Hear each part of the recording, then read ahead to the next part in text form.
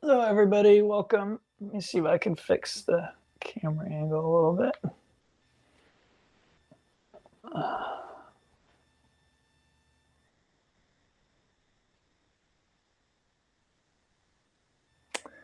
All right. Hopefully that's good enough. All right. So welcome, everybody. So we have a pretty experienced crew here today, I think. So unless anybody objects, I'm probably going to forgo some of the more basic instructions like props and stuff like that. I might mention them, but I'm not going to go into a lot of detail unless, again, anybody needs that. All right, so anybody needs anything from me, let me know. Drop me something in the chat. It'll make a sound, and then I can look at whatever it is that whatever question you've got. Today we're doing my torso flow. Very similar to spine flow, except the focus is more on the muscles of the torso. It is super useful if you have props, because there are going to be some postures toward the end where it's pretty much essential that we have some props, especially blocks. That's really the only props you absolutely will need for today's class is a couple of blocks. All right, so if you don't have blocks, maybe you grab a couple of really thick books, whatever you have around the house. But as I've been saying for a few months now, really, at the beginning of the pandemic, we thought it was going to be a couple of weeks. So sure, don't buy props because you're doing yoga at home for a couple of weeks. But now we're several months into this thing. And all the yoga studios that I work at, they've gotten rid of their props. So it's not like, oh, well, I'll just wait till the studio's open and then, you know, they have props. They don't have props anymore. Now they might get them again, but who knows when. So if you're going to the studios, you need to bring your own props. If you're practicing at home, you need your own props. So in other words, buy some props. They'll last you a lifetime. So it's not like you have to buy them and buy them again and buy them again, okay? Get some props. It really will enhance your practice. Okay, so torso flow. Let's start with a banana pose. I will probably practice with you at least part, if not all of the time today. And we'll see what comes up, if anything comes up, in terms of what we end up talking about today. As most, if not all of you know, I like to add value, if you want to think of it that way, by talking about yoga and anatomy and different things while we practice yin. So our first pose is a banana pose. We're going to move our hips over to the right side, take our left leg to the left, cross the right ankle over the left. Reaching up, we grab the right wrist with the left hand and pull ourselves over. If necessary, you wiggle yourself over as I'm doing now, and we're stretching right here. If you were in the last class, which at least 3 of you were, we were doing a lot of side planks, so we're using these muscles. So this should feel really nice, just giving them a nice good stretch here, yin fashion, yin style, okay?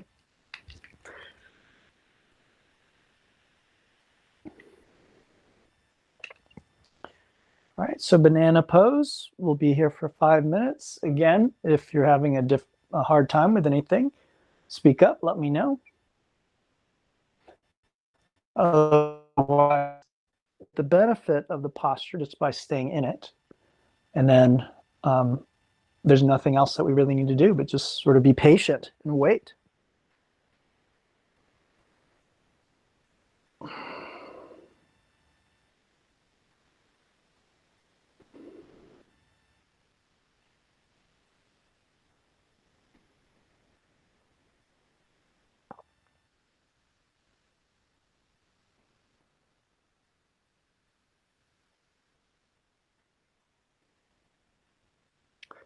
This first set, banana, is targeting muscle group that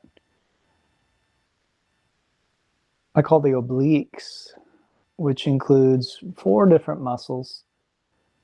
The internal obliques, external obliques, transverse abdominis, and I usually include quadratus lumborum in there. Whether or not the QL is stretching or not is debatable. You might think of it more as a back muscle, but because it attaches at the ribs and the waist, and since we're bringing our ribs away from our waist, I think it's reasonable to assume that it may be stretching in this type of a side stretch. We might need to bend forward more in order for that to happen. But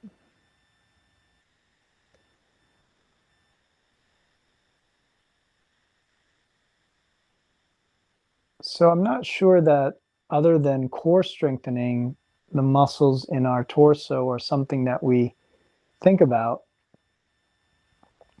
And if we do, I think we probably don't think about the fascia or connective tissue in our torso. We think even less about that. But this is unfortunate if that's the case, because the fascia and connective tissue and the muscles in our torso are one of the casualties of the modern lifestyle. Ultimately, you could say the whole body really is. This is one of the reasons why, in general, our health, especially in this country, is declining very rapidly. We're finding ways of artificially keeping ourselves alive. So life expectancy has been going up until recently. Recently, it started declining. But it's almost like a Frankenstein existence. Whereas other people in other countries, they live long lives and they're long, healthy lives. They don't need a lot of drugs and surgical interventions to keep themselves alive. A great example of this is Okinawa, which is the Japanese island in the south of Japan. And Okinawan culture is slightly different. It's different than the mainland Japanese culture in certain ways. They eat certain different foods. They have certain different customs. They kind of have their own lifestyle. And so they're known for having a very long, healthy, happy lifespan.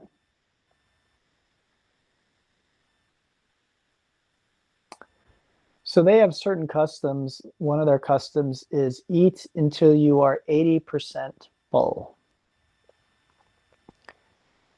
And that's an example of something that likely contributes to their long lifespan. So they aren't gorging themselves and stuffing themselves. As a result, they are probably doing some form of intermittent fasting. They aren't full at every meal. And so their caloric intake is less, and thus they probably end up in a fasting mode more often. And intermittent fasting is something that's really been shown to be very important for our health.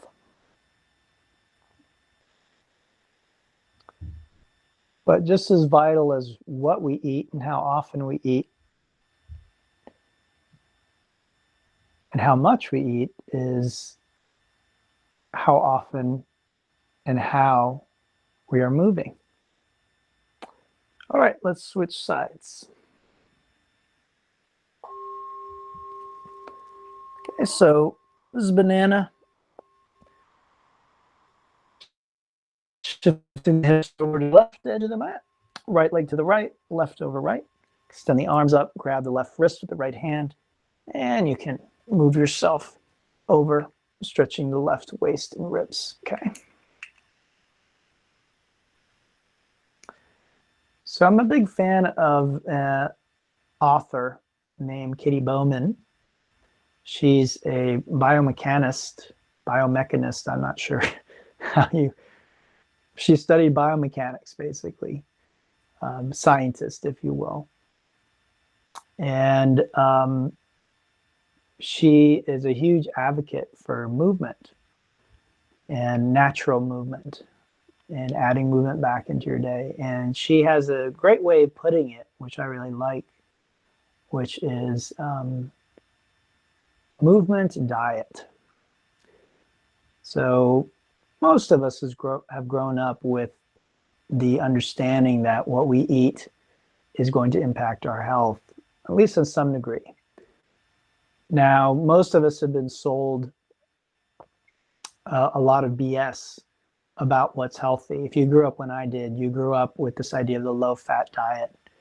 And current trends and understanding in the scientific medical communities are actually the reverse of what many of us grew up on. But like they say, old habits die hard. So many people, despite their, all these findings, some people just don't know about them. And then other people still find themselves thinking of a healthy meal, as what's healthy in the wrong kind of way. So when I was growing up, people might do something like have a cookie as a snack in the hopes that they wouldn't want or crave a hamburger or steak for dinner. Well, a cookie is much worse for your health than a hamburger or a steak is.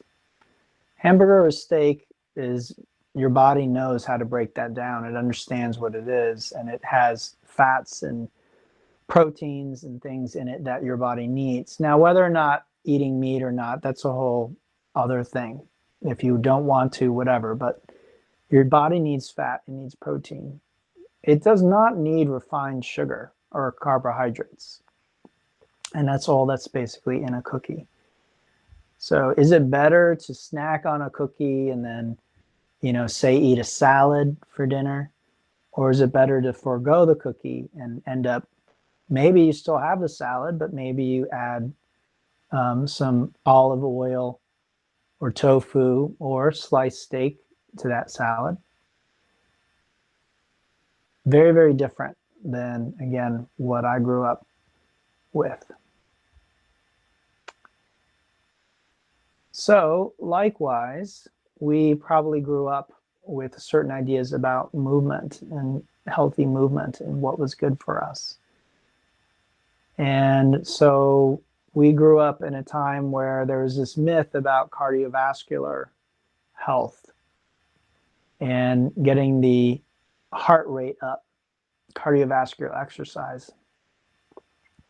So cardiovascular exercise, what we call aerobic exercise, basically just means that your muscles are being fed by the oxygen that is in your blood. And so you're breathing and moving, and you're able to maintain that. So Vinyasa yoga is probably a pretty good example of, say, an aerobic type exercise, as well as distance running, things like that. Well, we're beginning to discover the value and the importance of anaerobic exercise, which is short bursts of activity where the fuel for the cells comes from inside of the cells themselves. But once that energy has been exhausted, you pretty much are done. So a good example of that is sprinting. Say running for your life, right? You sprint as fast as you can, you exhaust the muscles, and then you have to rest before you can continue. With aerobic exercise, you might want to rest, and eventually you will need to rest, but you can go for a long, long time, right? You can walk for a very long time before you really have to rest. You can jog for a very long time, depending on who you are, before you feel like you need to rest. All right, let's go ahead and unwind from that. We'll come back to a neutral position. And just relax. So if you grew up when I did, we grew up with the myth or the idea that anaerobic exercise is good for building big muscles, but aerobic exercise was good for your heart, and cardiovascular health was, again, a big thing, big problem. Starting in the 50s, it started really skyrocketing, and then some suggestions were made for how to improve heart health, and it just skyrocketed even more. And the reason for that is those suggestions were absolutely wrong. And the exercises that were suggested, I don't say that they're bad for your heart, but they weren't necessarily the cure-all that was made out to be. All right, let's bring our legs in. We'll give them a little squeeze, and we'll shake it out. Move around a little bit.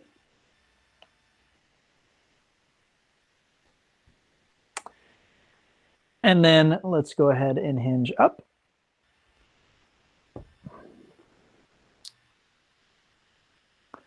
All right, now we focus on the back of the spine with a butterfly.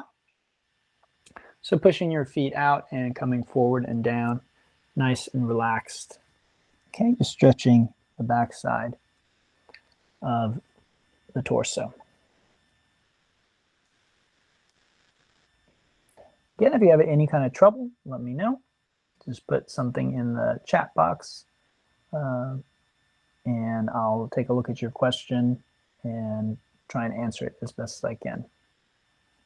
Otherwise, we're just here for, again, another 5 minutes.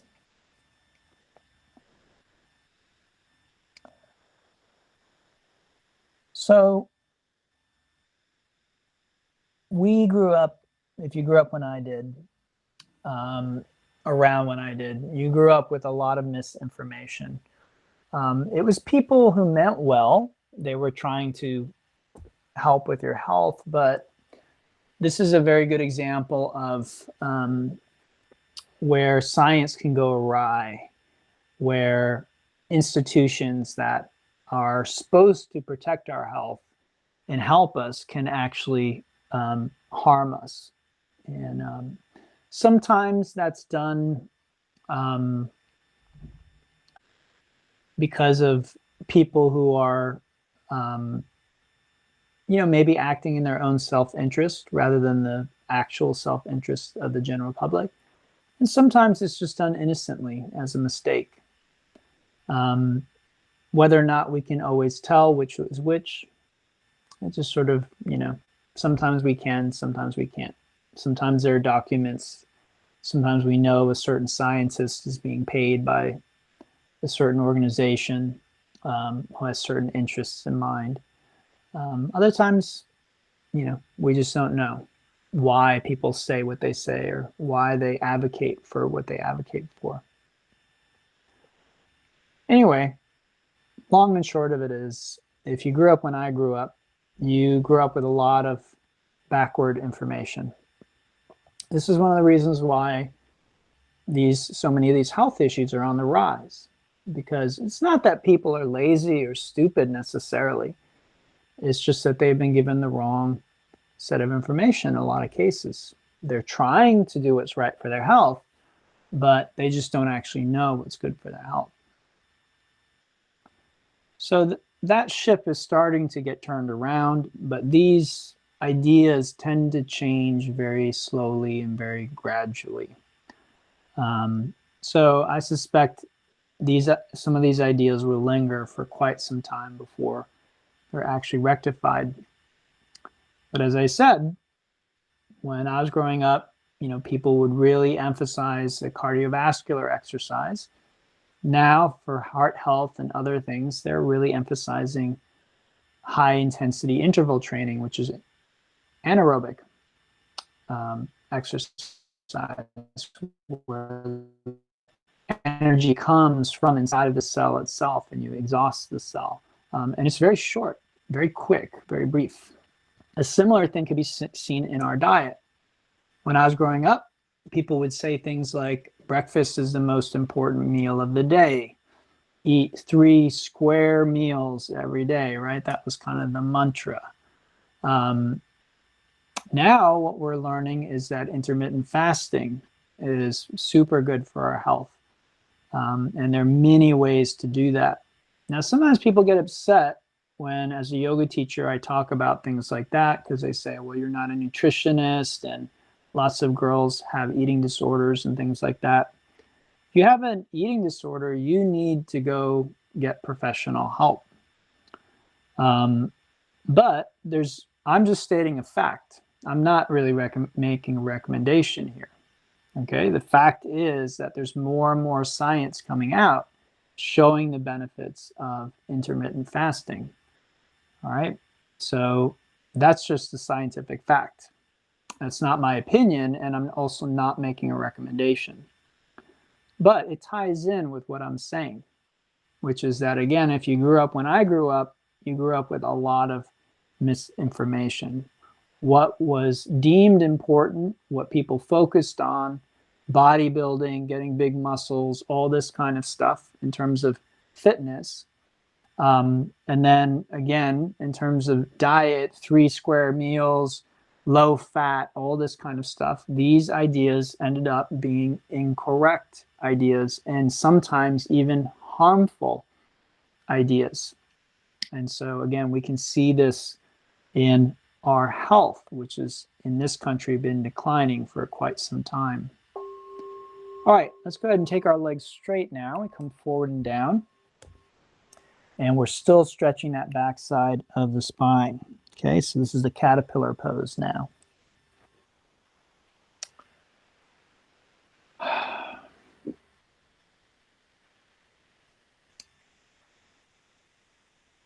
So what does that have to do with yin yoga? Well, the fascia and connective tissue is a part of our body that has long been ignored by the medical and the exercise or movement community, you might say.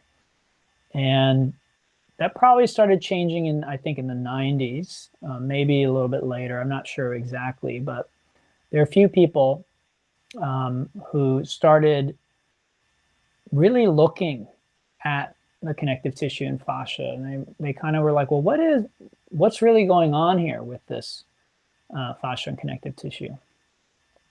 And there's several people that I know of. My teacher, Yin teacher, Paul Grilly, is one. A gentleman named Tom Myers is another one of my teachers, Gil Headley. He also has looked deeply into the fascia and connective tissue. And they began to question because the sort of assumption from the scientific community was it's just connects things. It's not really that important. It's kind of like rope. It's sort of like filler, like packing peanuts in the body. And so what was important was muscle, bone, nerves, veins, arteries, because those did something. Connective tissue didn't seem to do anything. It seemed basically inert. But as we began to look into it and study it, we found that actually no, connective tissue has its own contractile properties.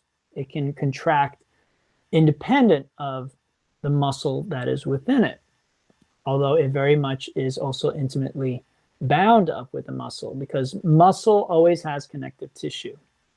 So this is an important distinction, which I may have never drawn out for you before. Again, many of you have been taking my class for a long time, but you can have connective tissue independent of muscle, bone, nerve, and vein. Okay, so you can just have connective tissue, fascia. You cannot have bone, vein, nerve, organ, anything that is devoid of connective tissue, pretty much, all right? So if it has a structure, if it's a bone or a muscle, if it's a vein or a nerve, it has connective tissue in it. So this is what we have to understand. There's always going to be connective tissue interwoven into the fabric of the structures in our body. But sometimes I'll talk about muscle and connective tissue. When I'm doing that, it's not that the muscle doesn't have connective tissue, it's just that I'm talking about the connective tissue that's maybe more independent of the muscle. As I think most of you have heard me say before, ultimately, this is all the same. The body is a unity, really. So talking about things as though they're separate from one another is a bit of a, it's not the reality that's going on inside of our body, okay? All right, we've got about a little more than a minute left in this posture. So taking care of our connective tissue is very, very important for our health. And that's exactly what Yin Yoga is doing for us. Pretty much every single Yin class is going to work our connective tissue in one way or another. It's going to stretch it, and hopefully by doing that, and stress it, and hopefully by doing that, it makes it stronger and healthier over time. That's the intention anyway. Just like any type of intervention where we intend to strengthen something, there's always an accompanying risk that we could actually damage those tissues that we are trying or intending to strengthen and heal. So today's class focuses on the torso. And again, the torso is one of those areas that, again, really the whole body is the victim of the modern lifestyle, but some areas maybe show it more than others. And hips and spine are two areas that really, it's kind of obvious from a connective tissue point of view that these areas have been suffering. All right, let's go ahead and unwind, and we'll come back onto our back for a moment, and let's just relax.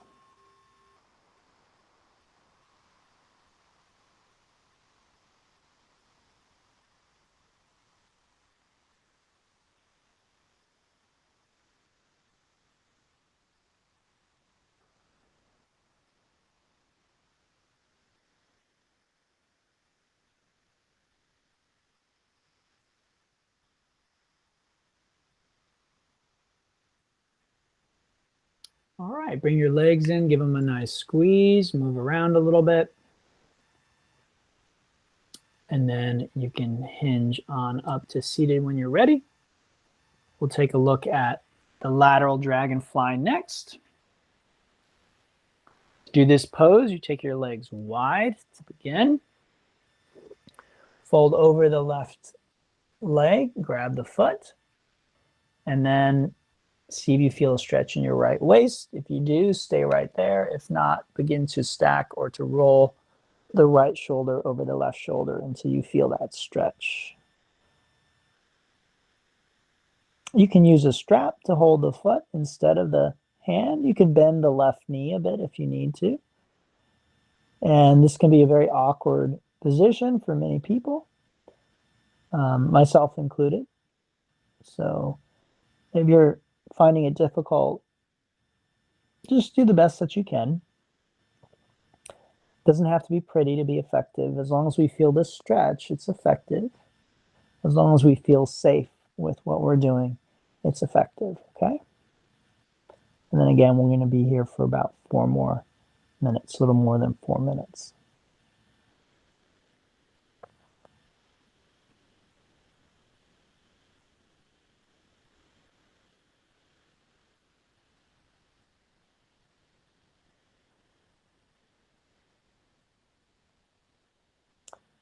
So here we're returning to stretching the obliques, which again are these muscles here. That, in general, the way to think of these muscles is you have this crest of your hip, and then you have your lower ribs here. And we are, as we draw the ribs away from the crest of the hip, these muscles stretch that are right in here. Okay? And again, there's 4 muscles that I consider part of this group. Now, the muscles are surrounded by connective tissue. Again, connective tissue is within the muscles and also around them. There's also connective tissue within and around our spine as well. And this sequence will definitely exercise the spine to a greater or lesser degree, because you can't really work the muscles in the torso without also working the spinal column to some degree. So our objective, our goal, you might say, is to end up with healthier, more flexible and stronger connective tissue. So Tom Myers, who is one of the gentlemen I mentioned earlier, who is part of or was part of this movement to begin to investigate connective tissue more deeply and thoroughly. He's a big fan of what he calls slow yoga, yin yoga, restorative yoga, things like that. Things where you're holding postures. And the reason he's a fan of slow yoga is because of what it does to the connective tissue. So healthy connective tissue forms a lattice work, which means sort of like a crosshatch. And when you pull on it, the crosshatches close up. So it's like leggings or tights, right, that have that kind of crosshatch. As you pull on them, the diamonds get smaller and they get longer, right? And so it stretches. And then you let go of it and they come back to more like a square. So that's what healthy connective tissue looks like in your body.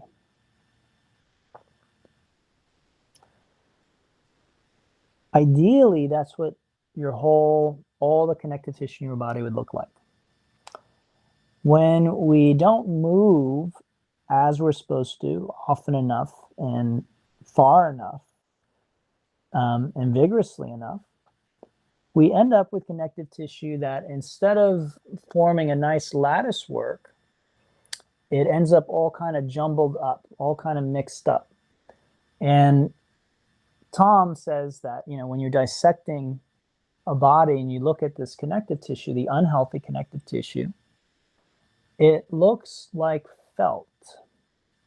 So if you've ever seen felt is just little pieces of fiber running in every which direction. There's no pattern to it. There's no structure to it. It's just sort of laid down any which way. The fibers just go all over the place. And so that's what you end up with in your body. And that kind of connective tissue is unhealthy. It's not particularly flexible, and it's also not particularly strong. So if you look at a healthy yogi's body, the healthy yogi is both strong and flexible. It's not one or the other.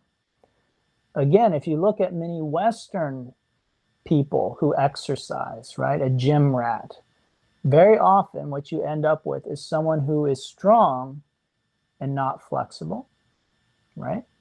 But ideally, we want both. All right, let's switch sides. So that's the thing about bodybuilding and all that kind of stuff. Very often you end up with these large, bulky muscles, but they are not flexible, right? So the caricature of the gym rat, right, is someone whose their arms are out like that because they can't lower they've got such big bulking muscles that they can't even really lower their arms.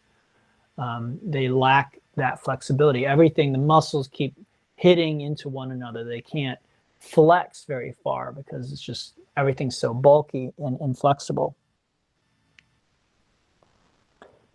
So interestingly, and I think some of you have heard me say this before, the bodies that we see on the covers of magazines, whether it be Men's Health or Vogue, very often we're seeing unhealthy bodies.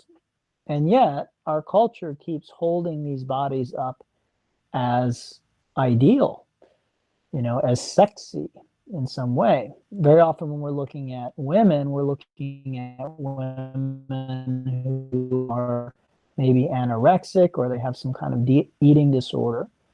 And with men, we're looking at men who are taking steroids. And even if they're not, again, the muscle that they have is not actually functional. So what do I mean by functional? I mean, functional means you can actually do something with it. It's actually useful. It's not just for show. And a lot of those male bodies that you see that just look perfect and absolutely beautiful, and the pecs are just, bulging, and they've got the six-pack and all that stuff, it's not actually that useful. They actually can't do that much with that muscle necessarily. So if you look at someone who's, say, You know, like a martial artist, you generally see someone very often with not these huge, big, bulking muscles, but the muscle that they have is very useful. Just like a yogi, the muscle that a yogi has is useful. She can move her body weight with it. She can get her body into different positions and do different things with her body. So mobility is very important. I think that you probably could measure someone's overall health to some degree by their mobility. As we begin to lose our ability to move our own body and manipulate our own body in space, we could say that we are beginning to lose our health.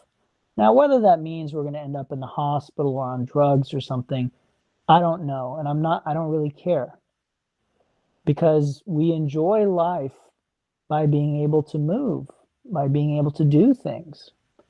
So the more that I take off the table because it's painful for me or because I simply can't do it, the less I am alive, the less options I have for living my life to a degree.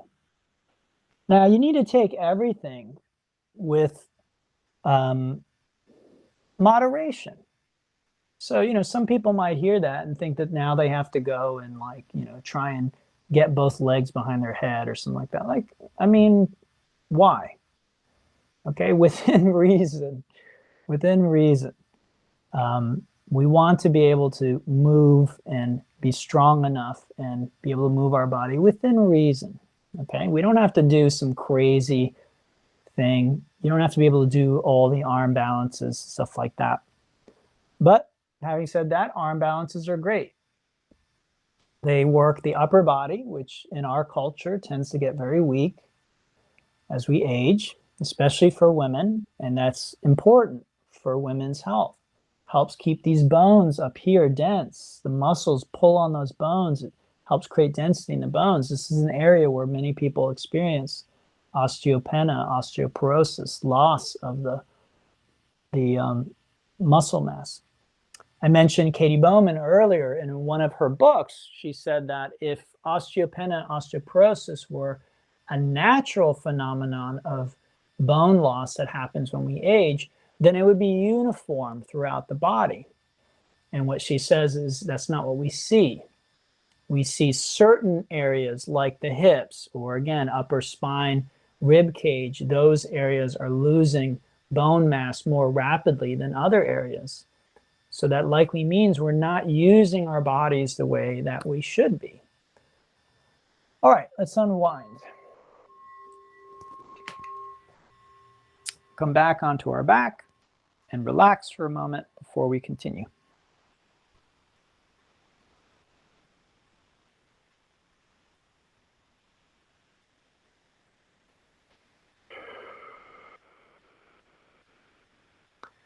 When you're ready, bring your legs in, give them a little squeeze.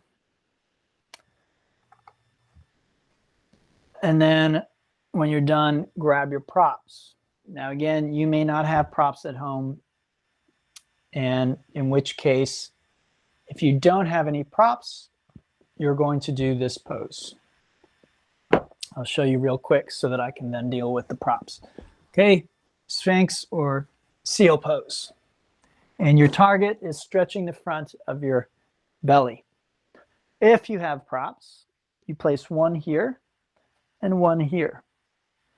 Laying back on them in a supported fish, you would like the arms out to the side so that you feel a stretch here, okay? In front of the chest and the pectoralis. You can keep this block under your head, or if it feels okay in your neck, you can get rid of that block and also stretch the front of your neck, which is said to stimulate the glands and nerves in the front of the neck.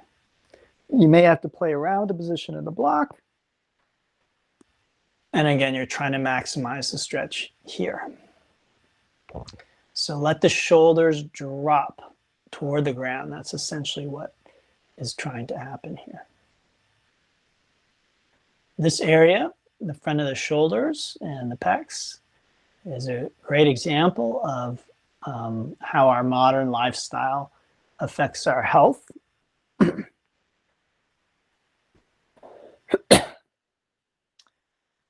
The way that it does so is when we sit, we very often sit with poor posture, which means that we slump like this, right? This is requiring more energy and effort on my part. So very often when we're not thinking about it and we're trying to conserve energy, we do one of these things. Now, what's the problem with this? There's a few problems. One is keeping my shoulders rolled forward like this for extended periods of time. Say I'm at school for 6 hours, right? That's a long time. Then I come home, I have homework to do, right? I think they ought to make homework illegal, but that's just me. But I come home, I've got several hours of homework to do. I'm again having to sit at a desk, shoulders rolled forward. Another problem with this position is my head is now forward of my shoulders.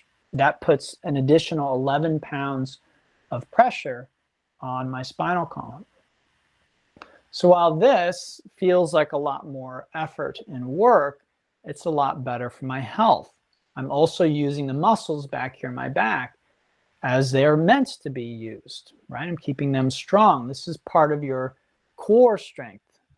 The muscles in your back, the muscles in your abdomen, the obliques, and the pelvic floor. All of those can be considered part of the core. All right, if I sit up and I bring my head back, then again, I'm relieving that pressure on the spine. If I'm doing this, what I may not know is I'm not only affecting my body, right? These muscles are going to get shorter, and then the body is going to think that this is the resting position. This is when they're at rest. And so anytime I relax, I'm going to go into this position. Anytime I'm not thinking about it, okay? But what we'd like to do is train the body so that when I'm not thinking, this feels normal, this feels relaxed. And that's why we're doing that fish. With that fish, again, Tom Myers likes slow yoga. Why? Because what's happening is those muscles are getting lengthened.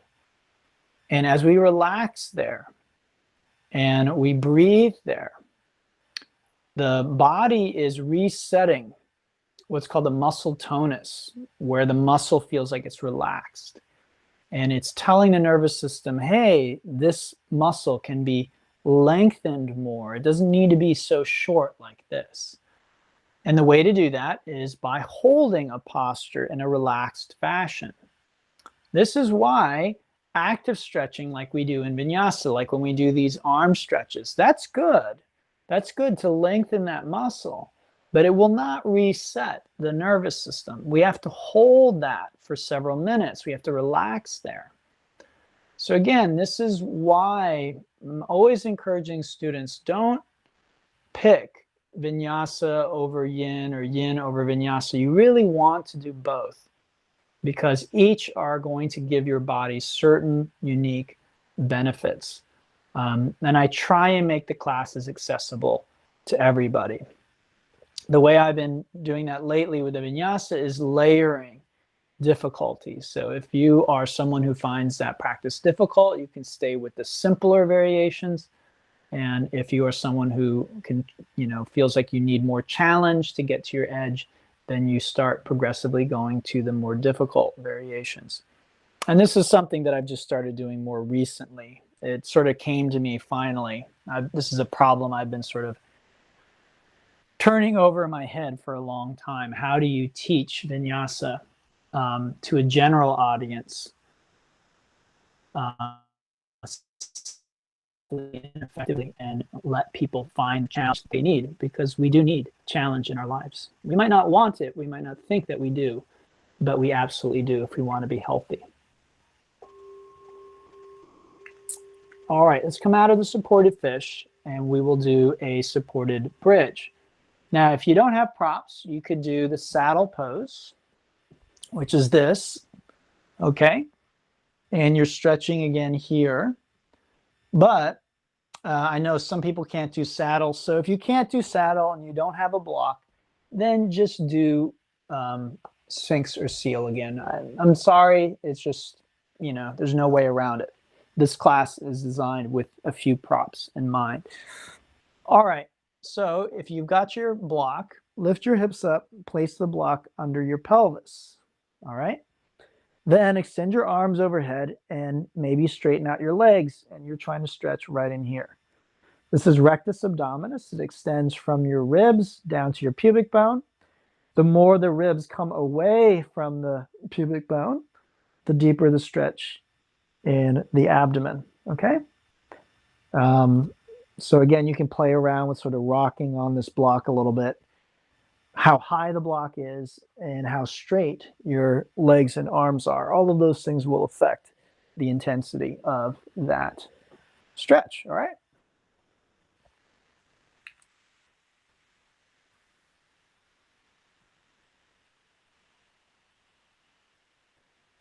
So again, this idea of challenging ourselves, this is the interesting thing about many of the things that I've mentioned in today's class. So the high intensity interval training, that type of thing, it basically takes you to the point where you're challenging your muscles in your body at its kind of like its limit. With fasting, same idea. We're challenging ourselves, we're challenging our body, we're challenging the system by starving it of food for a little while. Same thing with, like, a thing I've been exploring recently is cold showers and cold baths, things of that nature. I'll go out, I'll walk in a 90+ degree heat here in Georgia, and then I come home and I try and take a cold shower. This again shocks the system. And what we're learning is this is what helps keep the system healthy. And actually, I saw a video by someone who was talking about growing younger. And they were essentially recommending all these things as ways of preventing or even turning back the clock. And so this is, again, what we have to understand is the body is adaptive, and it's really incredible. And we might think that we can only age in one direction, or that we just go in one direction. We just get worse and worse and worse and worse. And part of the reason we see this trend is very often the way we think is, oh, I hurt myself, so I'm not going to do this because it hurts. And then we maybe think, well, I feel tired. I used to do vinyasa when I was in my 20s or my 30s, but now I'm in my 40s. And now when I do it, I feel tired. So I'm not going to do that anymore. I'm going to do yin yoga instead. I'm going to do gentle yoga instead. That feels like it's more my speed. I can't tell you how many times I have people tell me that. Or they'll say something like, oh, well, I'm in my 50s, go easy on me. I want to do just the opposite, honestly, for your sake, to help you stay healthy and strong. I want you to find your edge. I want you to find where you are being challenged. Now, if you're in your 50s, you might find challenge sooner than someone who's in their 20s. Maybe. I've seen people in their 20s, even in their teens, who are in horrible shape, horrible health. Okay? So we don't want to generalize too much. And again, it's very unfortunate for those individuals because that is likely going to impact their health. The longer that they live, they're going to find all kinds of conditions. I was listening to somebody just the other day, and they were saying there's not a gene for cancer. There's not a gene for, heart disease. There's not a gene for all these things. This is epigenetics. The way that our genes are interacting with our environment, our minds, our emotions, and our choices. So, sometimes people get upset when I give these talks. They take something personally. These talks are always intended to inspire and educate. That is what I am trying to do. I'm trying to give you some information that I find very valuable, and then I am trying to inspire you to use that information. And unfortunately for us, the old saying, don't kill the messenger. I am the messenger. I didn't set this place up. Okay, if I set it up, we would get healthier and healthier the more Ben and Jerry's we ate, and the more episodes of Seinfeld we watched, the more we just enjoyed ourselves. But I didn't set it up. I'm just noticing the way things are. And I'm not the only one. Again, these findings come from science. So the more that we stress the system in an intelligent way, this is important. It's not just stressing willy-nilly with no intelligence behind it. We intelligently stress the system. The system is adaptive. Your body, your mind, your heart are adaptive. So stressing them in an intelligent way, you actually can make them younger. You can actually make them stronger. You can actually heal things, even if they've been there a long time. But this has to be done in an intelligent way. Okay, so just saying, oh, making my life difficult is going to make me healthier, that's not necessarily true. You can overstress the system and then it degenerates, it breaks down. So this is why the concept of the edge is very important. We want to find an edge. We want to work our edge intelligently. We want to come to that interface of what we can do and what we cannot yet do. And as we do that, sometimes we push the edge and it moves. Sometimes it doesn't. And that's not important. What's important is that we find that edge and we work there with our practice. All right, let's unwind from that. Come back onto our back. Just relax for a few moments.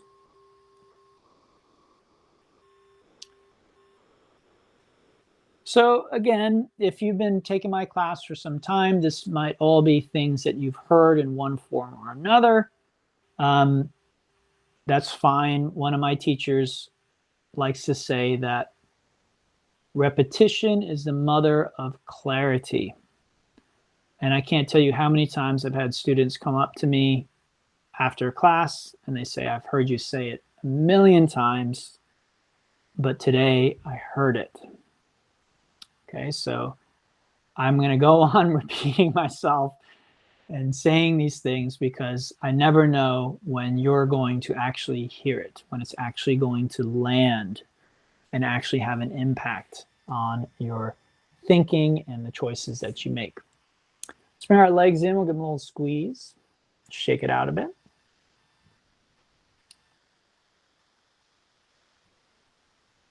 And then we'll come onto our back and relax. I'll guide you through a little guided relaxation. Okay, a short, brief one, a little yoga nidra. So make yourself comfortable and set the intention to allow your body to remain still and to remain alert and awake. Let's bring our attention up to the point between the eyebrows, the third eye, and just feel that point. Now the pit of the throat, the right shoulder, the elbow,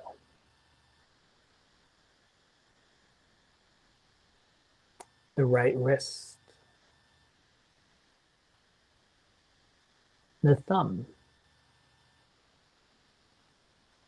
the tip of the pointer finger, the tip of the middle finger, ring finger, and little finger, wrist, elbow, shoulder, and the pit of the throat. Now the left shoulder, elbow, wrist, the tip of your left thumb, the tip of the index finger, middle finger, ring finger, and the little finger, the wrist, elbow, shoulder, and the pit of your throat. Now the middle of your chest, the right side of your chest, the middle of your chest, the left side, the middle of your chest, the navel, the middle of the pubic bone, the right hip, knee, ankle, big toe, second toe, middle toe, fourth toe, and the little toe, the ankle, the knee, the hip, and the middle of the pubic bone. Now the left hip, the left knee, the ankle, the big toe, second toe, middle toe, fourth toe, and the little toe, the ankle, knee, hip, and the middle of the pubic bone. Now the navel, the middle of the chest, the pit of the throat, and the point between the eyebrows. Now the whole body relaxed. Feel your whole body relax.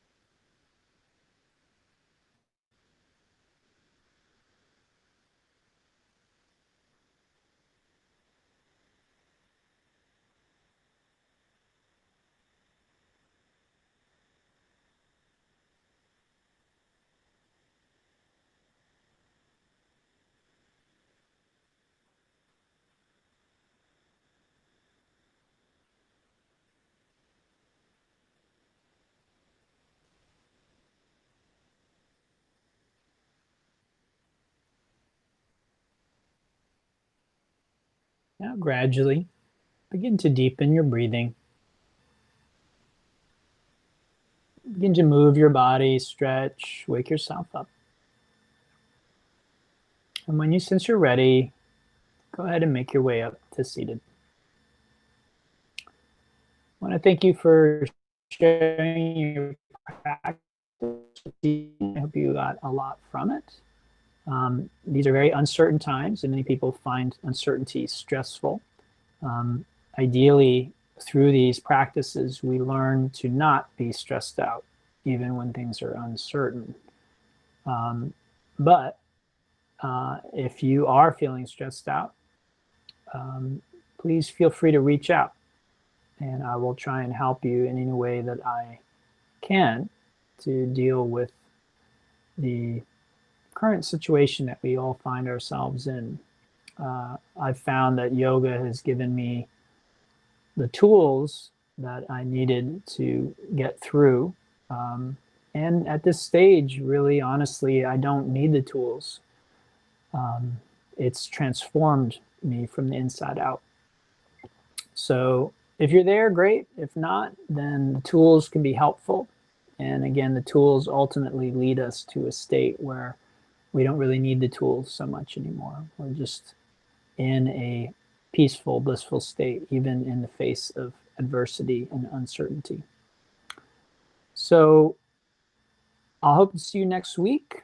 I'll be back at 4:45 with a new vinyasa sequence and at 6 o'clock with a new yin sequence. But again, feel free to reach out if there's some way that I can assist you or help you. I am teaching in the studios, at least some of the studios. So check Patreon if you want to find out about those. I am thinking of doing more pop-up classes outdoors. So again, if you're interested, check out that page. I'll be posting on there. I've lost some classes recently, so it's given me some more free time, and I'm going to hopefully fill that with some pop-up classes in the parks. Thanks, Sibley. Thank you, everyone else. I hope to see you next time. Have a wonderful week. Bye. Thanks, Deborah. Thanks, Mariana.